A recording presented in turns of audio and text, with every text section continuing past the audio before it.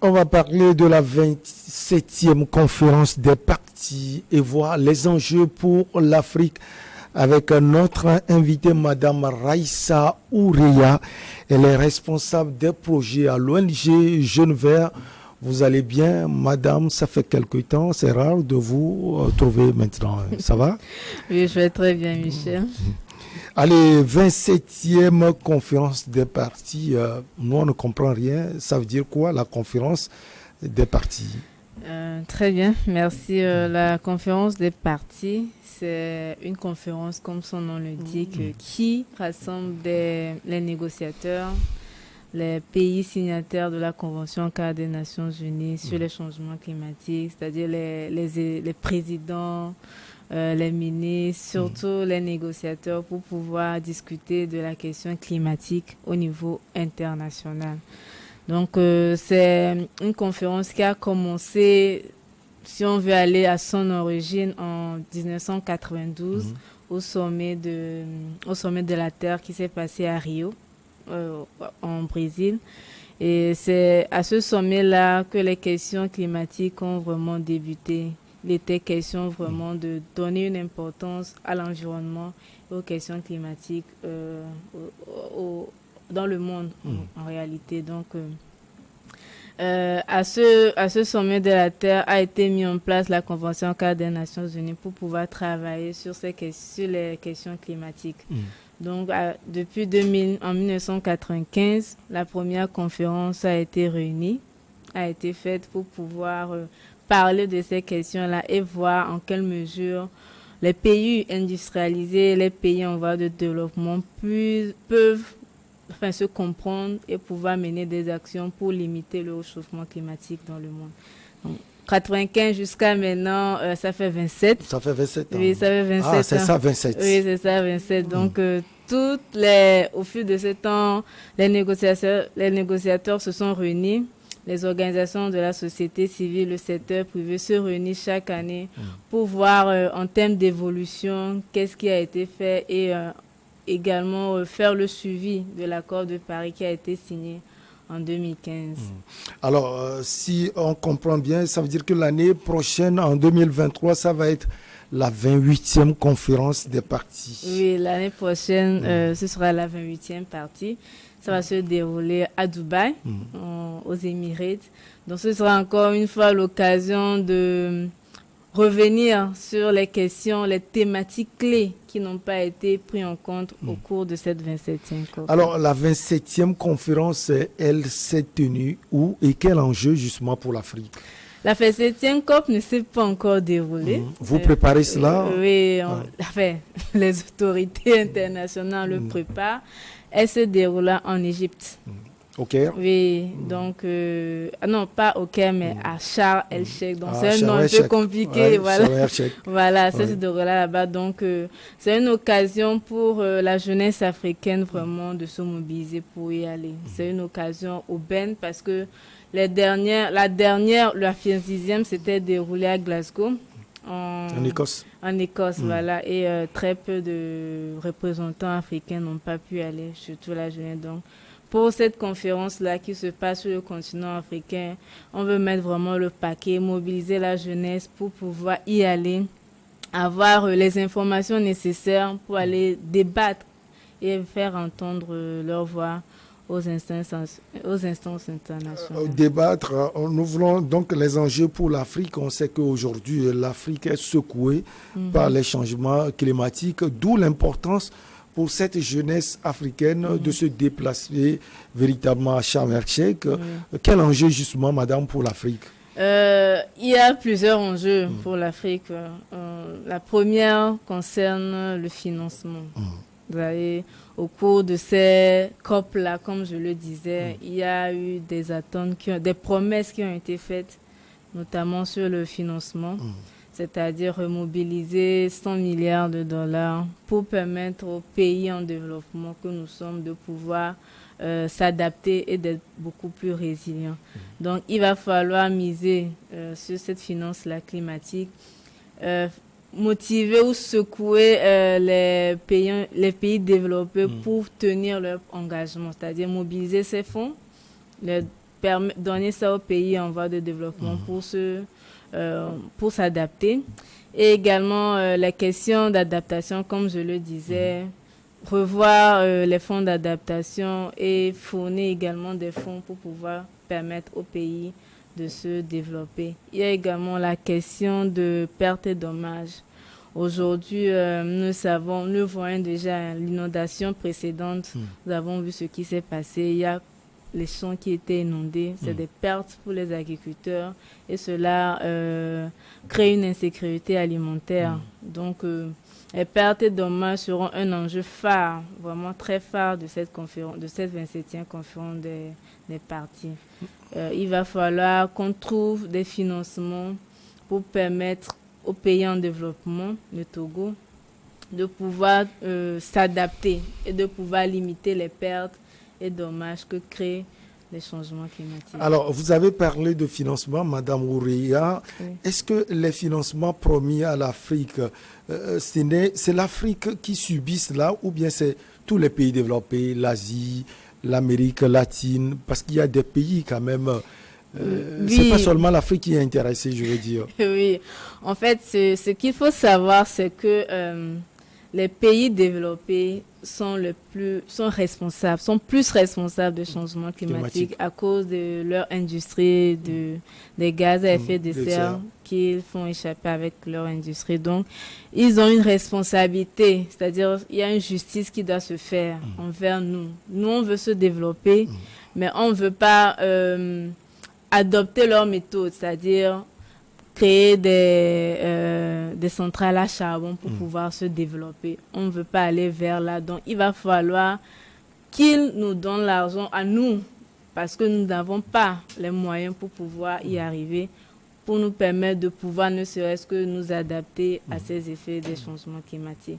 Donc, nous tous, tout le continent, en fait, toute la Terre est impactée par ces changements climatiques-là. Mais il faut savoir que les pays développés ont plus de moyens pour pouvoir s'adapter. Ils ont plus de ressources pour s'adapter. Et nous, malheureusement, pays africains, nous n'avons pas ces ressources-là. C'est pour ça, étant donné qu'ils sont responsables, ils doivent payer.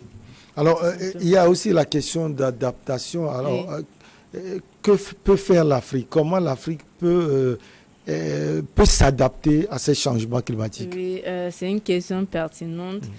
Aujourd'hui, il y a plusieurs mécanismes d'adaptation qui sont proposés, notamment le plus simple, le reboisement. Le reboisement est une initiative pour permettre de vraiment limiter les inondations. Il y a également des espèces ou des essences qui sont adaptés au changement climatique. Ça, je parle dans le domaine de l'agriculture. Oui. Et donc, il y a également les énergies. On veut aller vers les énergies renouvelables. Le solaire, l'éolien, tout ça là. Donc, c'est des mesures qui permettent, et le Togo même déjà a fait des efforts dans ce sens-là, avec la centrale de Blita qu'elle a installée. Donc, c'est des mesures d'adaptation qui sont mises en place pour pouvoir permettre au pays. Maintenant, nous, ce que nous préconisons maintenant, c'est une adaptation basée sur nos connaissances endogènes. Nous n'avons pas besoin de technologies trop lourdes venant de l'Europe que nous ne pouvons pas s'approprier ou utiliser. Qui ne sont pas adaptés justement. Adaptés à nos contextes. Donc, on veut vraiment privilégier les connaissances de nos ancêtres pour pouvoir innover ça à l'ère actuelle et vraiment permettre aux populations de s'approprier cela. Alors, la question de reboisement, les énergies renouvelables, vous avez dit que votre pays, le Togo, a fait des efforts. Est-ce que c'est le même sentiment que vous avez pour les autres pays de l'Afrique?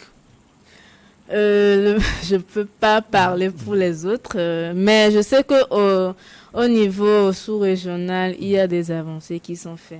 Mais, de manière globale? Oui, de manière globale, il y a des avancées qui sont faites dans le domaine des énergies renouvelables.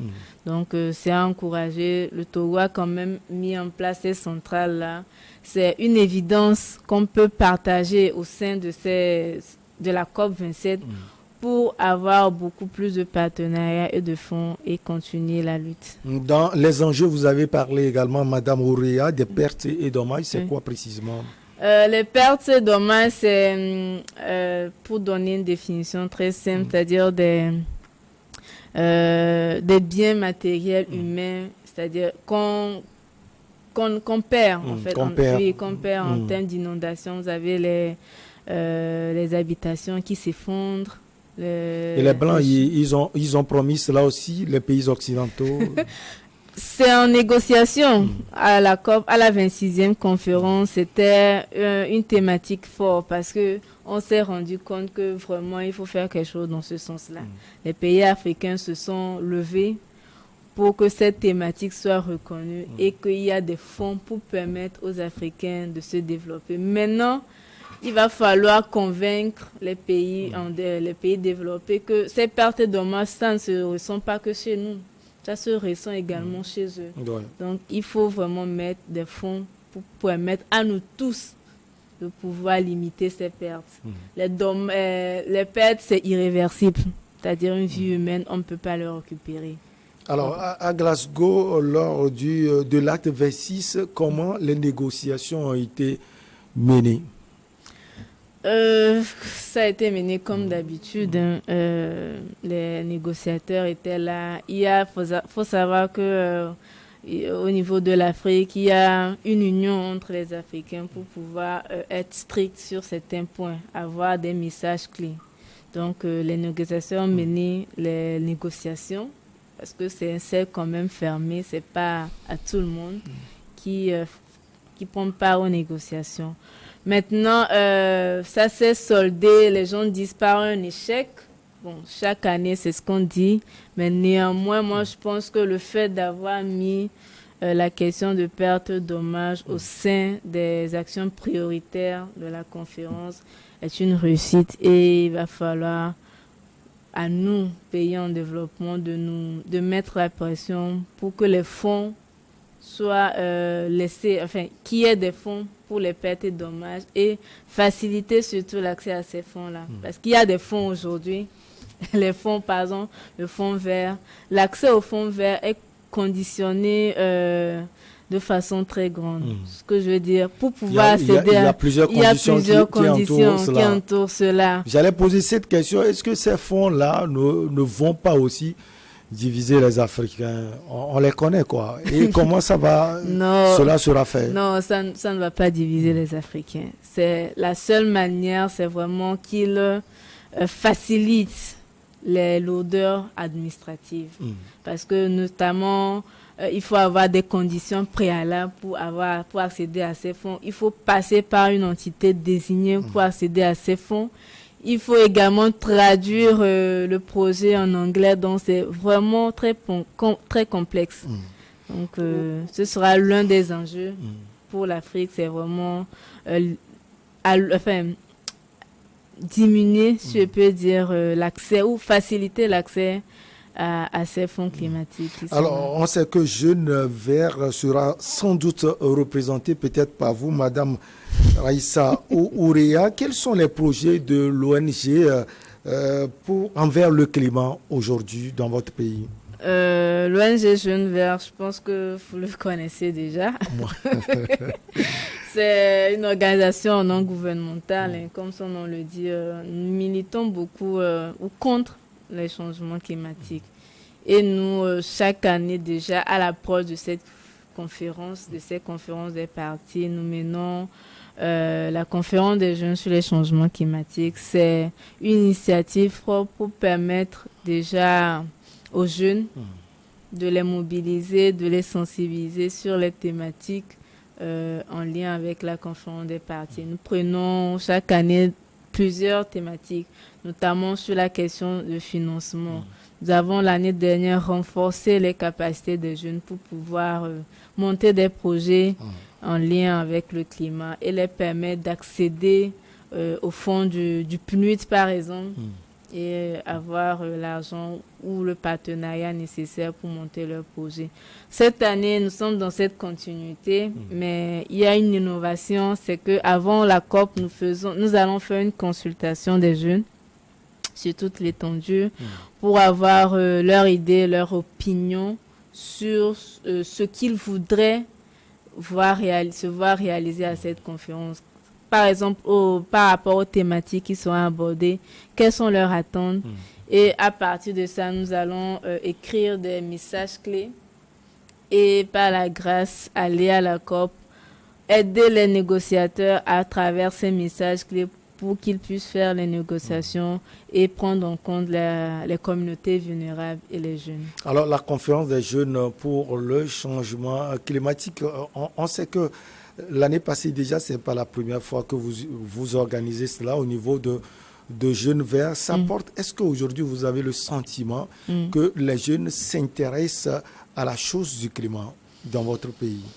Oui, les jeunes s'intéressent énormément. C'est une question d'actualité. Donc, les jeunes s'y intéressent.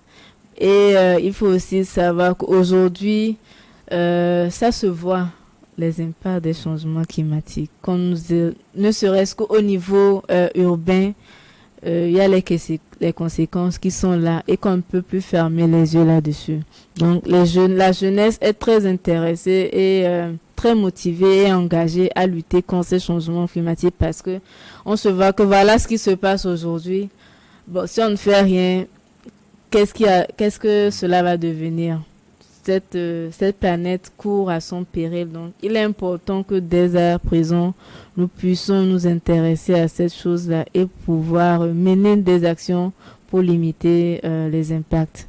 Alors, si je comprends bien votre raisonnement, ou bien si j'ai bien compris, vous avez parlé de la Convention cadre des Nations Unies sur les changements climatiques, cette convention qui a porté sur les fonds baptismaux la conférence des parties, oui, c'est ça? Oui, c'est ça. Vous pouvez nous parler un peu de la convention cadre elle-même? La convention cadre elle-même, comme je le disais, elle a été mise en place au sommet de la Terre à Rio. À Rio. Oui, donc en Brésil. 92 au Brésil. Donc les parties prenantes qui ont assisté au sommet de la Terre ont compris qu'il était urgent dès à présent de s'intéresser à cette question de changement climatique et ils ont mis en place cette convention qui a été adoptée par les parties prenantes. Je pense environ 190 parties ont adopté cette convention et c'est elle maintenant qui s'est chargée à partir de 1995 d'organiser les conférences des parties et réunir toutes ces personnes-là pour pouvoir discuter des enjeux climatiques. Alors aujourd'hui, quand on voit les changements climatiques et les effets, si on peut le dire, pervers dans les pays, la Côte d'Ivoire a été touchée récemment, le Niger actuellement est touché, on a vu également le Pakistan qui est terriblement touché également. Oui. Madame Raissa, quel regard vous portez sur ce qui arrive? C'est triste, hein. C'est vraiment triste de voir que les populations qui n'ont rien à voir avec les changements climatiques, puissent vraiment être impactées par ces effets-là. Donc, tout ce que je peux dire, c'est vraiment, moi, je suis très attristée par ça. Et malheureusement, on ne peut rien y faire. On ne peut rien y faire dans l'immédiat. Comprenez, on ne peut que s'adapter à ce qui arrive et ce dont nous faisons face. Donc, j'appelle vraiment à tout un chacun, vraiment pays en développé, de prendre des mesures et de respecter les promesses qu'ils ont faites. Mettre fin aux centrales à charbon, il faut le faire dans les plus brefs délais. Que ce soit en Côte d'Ivoire, en RDC. La RDC est le second pays qui accompagne l'Égypte pour cette conférence-là. Ouais. Donc, il faut mettre fin au pétrole, à l'exploitation du pétrole en RDC. Ce n'est plus une question où il faut réfléchir, mais il faut passer à l'action. C'est très important. Voilà ce que je peux dire. Alors, votre appel, Madame Raissa, suit peut-être celui du secrétaire général de l'Organisation des Nations Unies, Antonio Guterres, sur ce qui arrive au Pakistan, où il a appelé les pays riches à faire urgemment quelque chose. Les paroles sortent des fois, mais on a l'impression qu'elles ne sont pas accompagnées. Est-ce que, selon vous, le secrétaire général des Nations Unies sera écouté? Est-ce qu'il s'intéressent véritablement à ce que vous faites. Bien sûr qu'ils s'intéressent à ce que nous faisons. Sinon, je ne pense pas qu'ils diraient ces paroles-là. Ce qu'il faut savoir, c'est qu'il y a un conflit d'intérêts, je peux dire. À quel niveau, madame? Au niveau, prenons la Chine par exemple, ou prenons peut-être l'Afrique du Sud. Elle s'est développée grâce au charbon, au minéral. Le charbon qui se trouve sur son continent, c'est une source de richesse pour elle. Si l'Afrique du Sud cesse ses exploitations minières de charbon, elle n'aura plus assez de ressources pour pouvoir vivre et encore moins d'énergie. Donc, c'est vrai que c'est difficile parce que au moment actuel, il faut faire une transition. On ne peut pas laisser brusquement le charbon. Il faut faire une transition énergétique pour aller vers le renouvelable. Et ça va prendre, pourquoi pas un peu de temps, parce que permettre à une population d'avoir une énergie, il faut énormément d'énergie. Même au Togo, malgré la centrale que nous avons, nous importons également de l'énergie de l'extérieur. Donc, il faut comprendre également ces pays-là. Il faut une transition énergétique qui va peut-être prendre un peu de temps, mais qui doit se faire dans les plus brefs délais. Alors, la question du changement climatique est une question très importante, madame, vous le savez. Geneviève abat un travail, vous l'aviez dit d'ailleurs tout à l'heure. Est-ce qu'elle est accompagnée? Si oui, par qui? Le de Geneviève a su mobiliser des partenaires et fidéliser également ses partenaires, notamment le ministère de l'Environnement qui nous accompagne chaque année sur l'édition de la COGEC. Nous avons également l'Organisation internationale de la francophonie qui nous accompagne, l'ambassade de France et également d'autres partenaires qui nous accompagnent sur ces projets-là. Donc, nous ne pouvons que les remercier et mobiliser également à travers les impacts ou les résultats que nous avons de nos travaux, de cette conférence-là, mobiliser d'autres partenaires à se joindre à cette action. La question de reboisement, on voit également Geneviève qui appelle les jeunes de quartier, et surtout les jeunes qui sont à l'intérieur du pays à faire cela. C'était prévu cette année, c'est fait ou bien ça va se faire en décembre? Non. Il y a tellement de pluie ces derniers temps. Il y a tellement de pluie, oui, exactement, que certains plans même qui ont été reboisés, malheureusement, ont été noyés avec ces inondations. Nous avons déjà fait nos campagnes de reboisement dans le mois de juin, qui avait été prévu. Donc, je pense sur toute l'étendue, nous avons eu à reboiser dans certaines communautés qu'on a ciblées ou dans lesquelles nous avons eu à faire un travail préalable. Alors, au HMR en Égypte, vous pensez ou bien vous espérez véritablement que beaucoup d'avancées, on aura beaucoup d'avancées, il y aura beaucoup de suites à donner à ce rendez-vous de Glasgow l'année dernière? Oui, je voudrais également rappeler que cette année, étant donné que ça se passe sur le continent africain, il y a plusieurs initiatives, dont l'initiative CAP-COP 27, une initiative, je dirais, sous-régionale qui réunit 8 pays. Au niveau de la sous-région ouest africaine. Oui, bon, il y a également la Gambie. La Gambie, elle est dans l'espace. Elle est dans l'espace. Donc, c'est une coalition, une initiative de 8 pays qui est portée par ENDA. C'est une organisation qui se trouve au Sénégal. Donc, l'objectif, c'est quoi? C'est renforcer la capacité des acteurs non étatiques, c'est-à-dire la société civile, sur les thématiques qui seront abordées.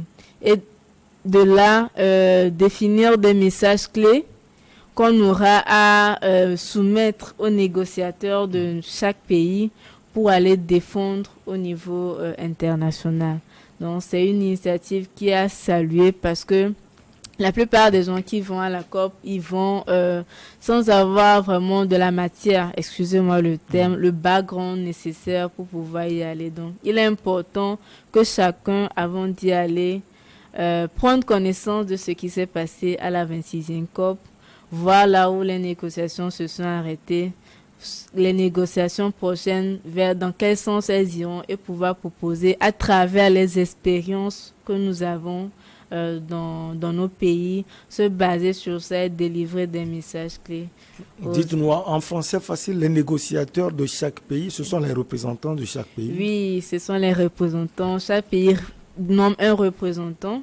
Hier, au Togo, nous avons Madame Yaomeri, la directrice actuelle de l'environnement.